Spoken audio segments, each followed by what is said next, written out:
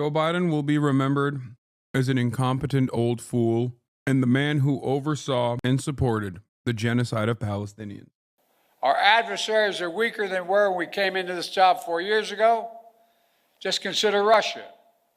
When Putin invaded Ukraine, he thought he'd conquer Kyiv in a matter of days.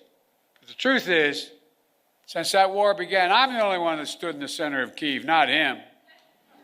Putin never had. And we laid the foundation for the next administration so they can protect the bright future of the Ukrainian people. Many experts believe or predicting it was inevitable that China's economy would surpass ours. According to many predictions, that would happen by the year 2030 or shortly thereafter. But we in this room said no. If we make the investments in ourselves, we protect our workers and technologies, that will not happen. Now, according to the latest predictions, on China's current course, they will never surpass us, period. And in my administration, we've seized more fentanyl at our border in 2 years than the previous 5 years combined. Today, I can also report to the American people, we're the first president in decades who's not leaving a war in Afghanistan to his successor. And on the war between Israel and Hamas, we're on the brink of a proposal that I laid out in detail months ago, finally coming to fruition. And as we deal with immediate challenges, Joe Biden will be remembered as an incompetent old fool and the man who oversaw and supported the genocide of Palestinians. That is how he will be remembered in history books. And perhaps to add insult to injury, Trump will most likely, at least in the early stages, be accredited with the hostage negotiations coming to fruition.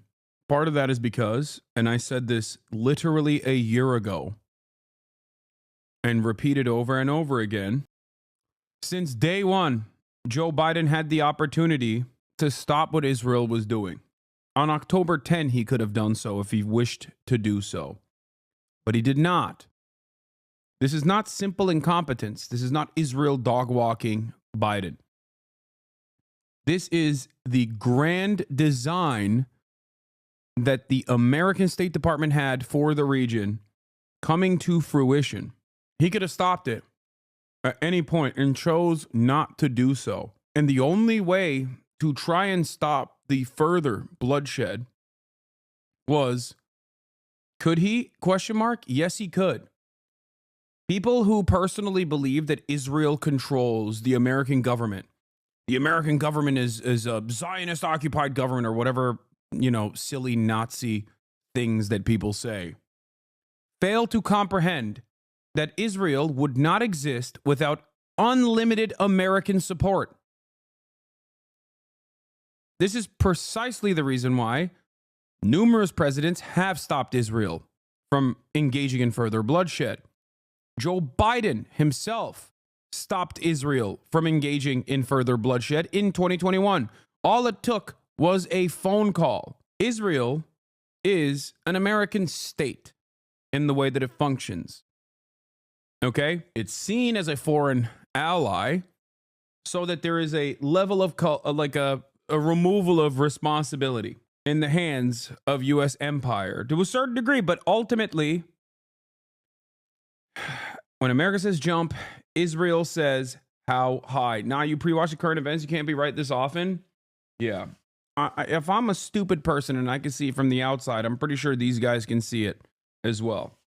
Every single person was knowledgeable on what Israel was doing. Every single person. If we saw it here on twitch.tv/Hasanabi, every other person also saw it. Every person in a position of power also saw it.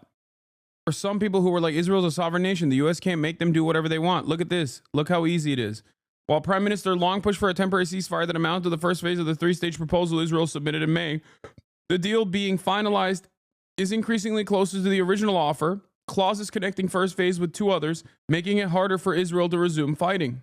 There is no point where America was not almost singularly responsible for all of the atrocities that unfolded. Do you understand me? They would not have been able to do the consistent bombing campaigns without the United States of America's continued arms transfers. We are responsible for this genocide. Joe Biden is responsible for this genocide. Anthony Blinken is responsible for this genocide.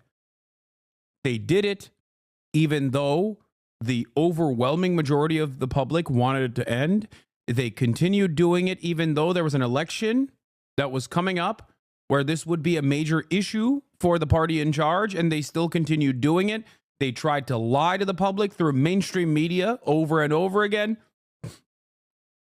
They undermined the existing little confidence that people had in mainstream media for accurately reporting on information. They destroyed it. They destroyed the last semblance of credibility that mainstream institutions had.